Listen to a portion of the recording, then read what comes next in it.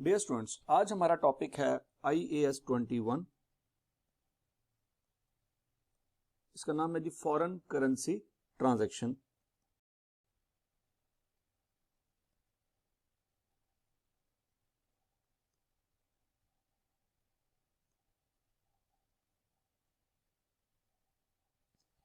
इसका जो इंट्रोडक्शन है वो करने से पहले मैं आपको बताता हूँ थोड़ी सी बैकग्राउंड स्टोरी कि हमने कैफ 1 में जितनी भी अकाउंटिंग पढ़ी, कैफ 5 में जितनी भी अकाउंटिंग पढ़ी, वो सारी की सारी एक कंट्री के लिहाज से पढ़ी। मतलब एक कंपनी है या एक पार्टनरशिप है या एक सोल ट्रेडरशिप है, ये जो कुछ भी है वो एक कंट्री के अंदर थे। लिहाजा वो कंपनी भी, फर्ज करें कंट्री का नाम हम लिख लेते हैं जी पाकिस्तान, और पाकिस्तान की करेंसी है रुपीज। ठीक हो गया जी। तो वो जो कंपनी थी वो भी रुपीज में डीलिंग कर रही थी, सेल परचेज रुपीज में कर रही थी। वो जो पार्टनरशिप थी वो भी सेल और परचेज रुपीज में कर रही थी, और वो जो सोल ट्रेडरशिप का बिजनेस था वो भी रुपीज में सेल परचेज कर रहा था। ठीक है जी। तो तब तक तो हमें कोई मसला नहीं आया। कैफ 1 में भी हमने कभी ऐसी कोई बात नहीं की और कैफ 5 में भी हमने ऐसी कोई बात नहीं की। लेकिन अब हम कैफ 7 में जब चीजें डिस्कस करने जा रहे हैं तो हम अपने ऑपरेशंस को थोड़ा सा ग्लोबल करने जा रहे हैं। ग्लोबल का मतलब क्या है? ये फर्ज कर जी पूरा वर्ल्ड है, उसमें ये एक कंट्री है पाकिस्तान, और यहाँ पे एक कंट्री है USA, और यहाँ पे एक कंट्री है सऊदी अरेबिया, और यहाँ पे यूरोप है फर्ज करें। तो पाकिस्तान में फर्ज करें एक कंपनी है, वो कोई चीज सेल परचेज करती है USA से।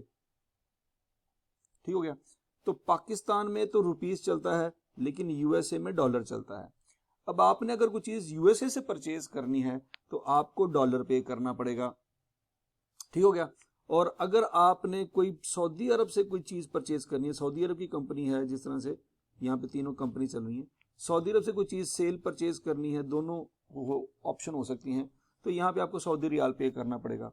और अगर आपने यूरोप की किसी कंपनी से कोई मशीन परचेज करनी है या कोई रॉ मटेरियल परचेज करना है या कोई चीज बेचनी है, तो यहाँ पे आपको यूरो पे करना पड़ेगा। ठीक हो गया। यूरो पे करना पड़ेगा या यूरो रिसीव आपको होगा।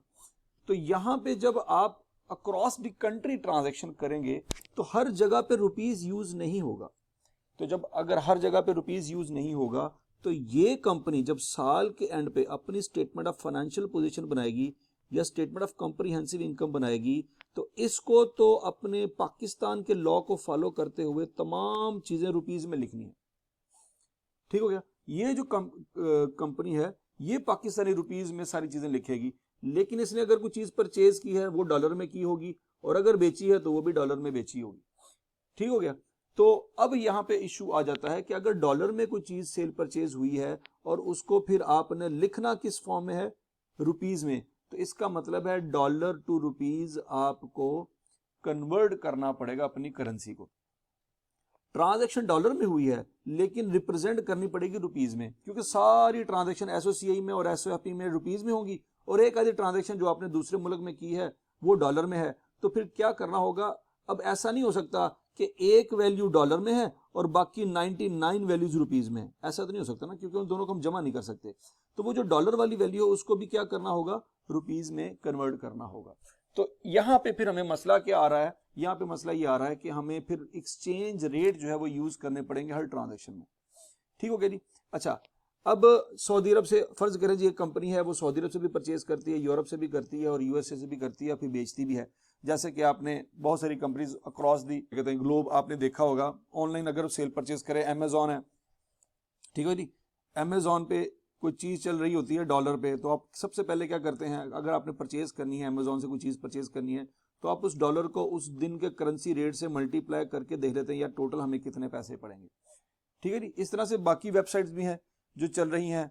मतलब किसी और मतलब सऊदी अरब से दुबई की मार्केट पे आप जाते हैं, उसकी वेबसाइट से कोई चीज देखते हैं, तो वहां पे जो करेंसी चल रही होती है उसको आप अपने पाकिस्तानी एक्सचेंज रेट से मल्टीप्लाई करके देख लेते हैं वो वैल्यू कितनी बनती है।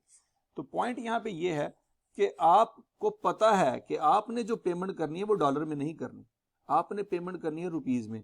तो आप देखेंगे ये यार, अगर ये मोबाइल आईफोन जो है वो अगर $1000 का है तो मुझे कितने का पड़ेगा?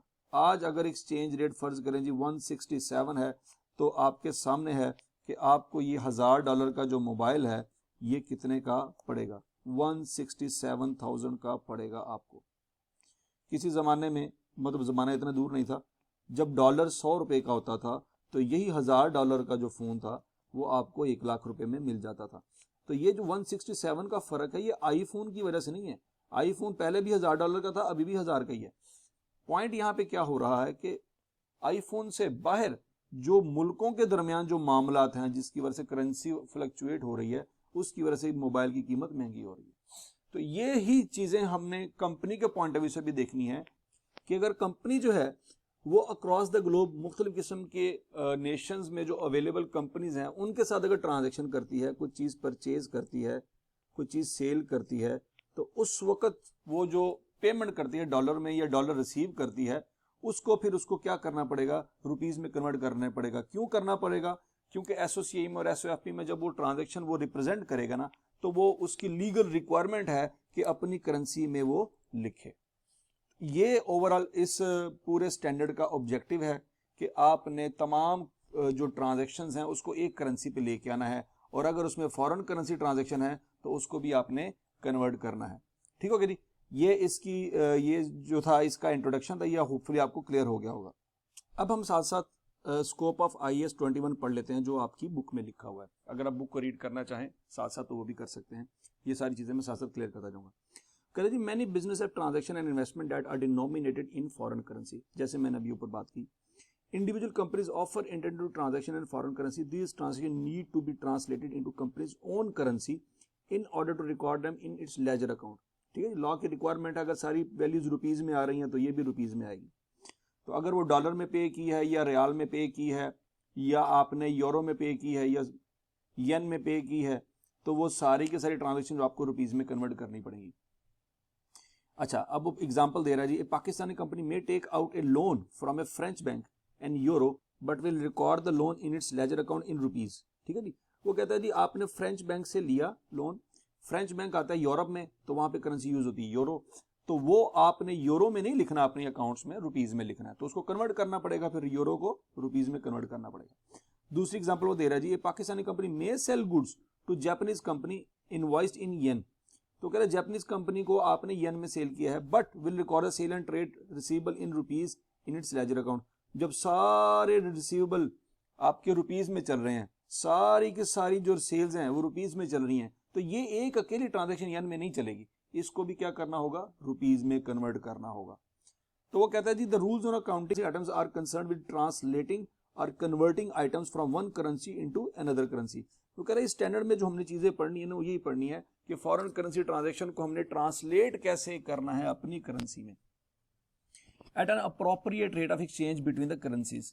अब जो है मसला ये है, इशू जो है वो ये क्लियर करना है कि देखिए आपको पता है कि सारा साल है, फर्ज करें 2020 का साल हम बात करते हैं, तो 2020 के साल में 1 जनवरी को कोई और रेट होता है डॉलर का, फर्ज करें जी 160 है, और 2 जनवरी को और रेट होता है 161 है, 3 जनवरी को और रेट होता है 162 है, फर्ज करें। इवन के 1 जनवरी को भी रेट सुबह दोपहर शाम चेंज हो रहा होता है। सुबह था रेट 164, दोपहर को हो गया 159, फिर शाम को हो गया 161, और पूरे दिन का एवरेज आ गया जी 160। ओवरऑल जो इस पूरे दिन में जो रेट रहा है वो 160 है। ठीक हो गया जी? तो ये भी मसले मसाइल हैं, एक एक सेकंड में रेट ऊपर नीचे हो रहा होता है, तो यहाँ पे ये सारी चीजें हमें अब अकाउंट फॉर करनी होगी। वो कहते हैं IAS 21 deals with the translation of these transaction when they occur and at a subsequent reporting date when retranslation at different exchange rate may be necessary. अच्छा जी, क्योंकि हर दिन पे रेट चेंज हो रहा होता है, वो कहता है ट्रांजैक्शन जिस दिन आपने चीजें कुछ सेल बेची हैं या सेल की हैं उस दिन शायद 1 जनवरी थी, और जिस दिन आपने पेमेंट की है उस दिन शायद 3 जनवरी थी, तो 1 जनवरी 3 जनवरी का रेट भी आपस में मैच नहीं कर रहा, तो ये भी मसले मसाइल हैं। ठीक है जी? तो ये सारी चीजें हमने देखनी है, हमारा स्कोप ये है, हमने ये काम करना है। अच्छा जी, अकाउंटिंग के लिहाज से चूंकि हम अकाउंटेंट बनने जा रहे हैं, तो हमने अपने पॉइंट ऑफ व्यू से देखना है कि हमें क्या क्या चीजें नोट करनी है। डेफिनेटली आप बच्चों जब आपने कैफ क्वालिफाई करना है तो आपने कहाँ जाना है, फर्म में जाना है। तो फर्म में जब आप जाएंगे और फर्म के अंदर एक ऐसा क्लाइंट है, फॉर एग्जांपल पेप्सी है, पेप्सी पे अगर आपने जाके काम करना है या कोक में आपने जाके काम करना है, तो वहां पे आपको पता है पेप्सी कंपनी का एक लोकल सेटअप है, ग्लोबल सेटअप है। तो उसमें अगर कोई चीजें पड़ी होंगी तो वो एक साइड पे तो पाकिस्तान में तो लिखी होंगी रुपीज में, और यूएसए में अगर वो पड़ी हुई तो डॉलर में है, यूरोप में पड़ी हुई होती तो वो यूरोप में है। तो इन सारी वैल्यूज को आपने फिर क्या करना है, कन्वर्ट करना है। अगर आप पेप्सी कोक इस तरह की मल्टीनेशनल कंपनीज में जाके ऑडिट करते हैं तो ये सारी चीजें आपको पता होनी चाहिए।